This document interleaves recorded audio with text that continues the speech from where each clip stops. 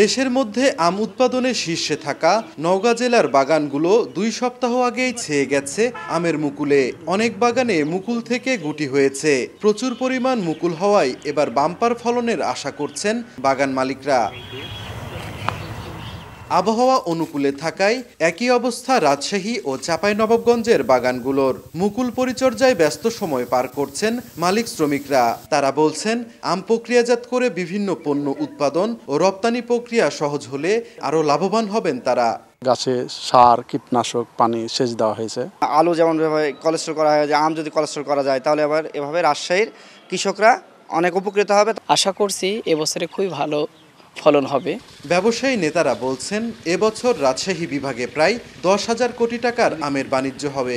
এটা যদি অব্যাহত থাকে, সেরকম কোনো প্রাকৃতিক দুর্যোগ না হয়, তো আমরা গ্রেটার রাজশাহী মিলে যে একটা আমাদের জরিপ আছে গত বছরের 7-7.5 কোটি টাকার, সেটা আমার এবার মনে হয় আরও বেশি বাড়াই যাবে। যে দায়িত্বশীল বিভাগগুলো আছেন তারা এখন ওই আমের চাষাবাদের ট্রেনিং দেওয়া, আম ফ্রেশ আম রপ্তানি করবো, এটা না বাদ করে 40% অ্যাটলিস্ট এই প্রক্রিয়াকরণের জায়গায় ইনভেস্ট করা উচিত।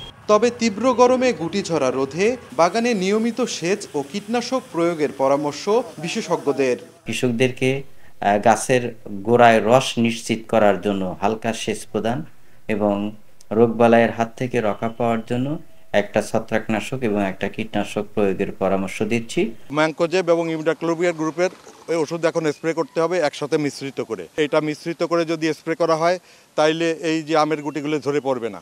কৃষি বিভাগের তথ্য মতে এবছর নওগাঁয় 4,30,000 মেট্রিক টন, চাঁপাইনবাবগঞ্জে 3,86,000 মেট্রিক টন এবং রাজশাহীতে 2,60,000 মেট্রিক টন আম উৎপাদনের লক্ষ্যমাত্রা নির্ধারণ করা হয়েছে। সাইফুর রহমান রকি, সময় সংবাদ, রাজশাহী।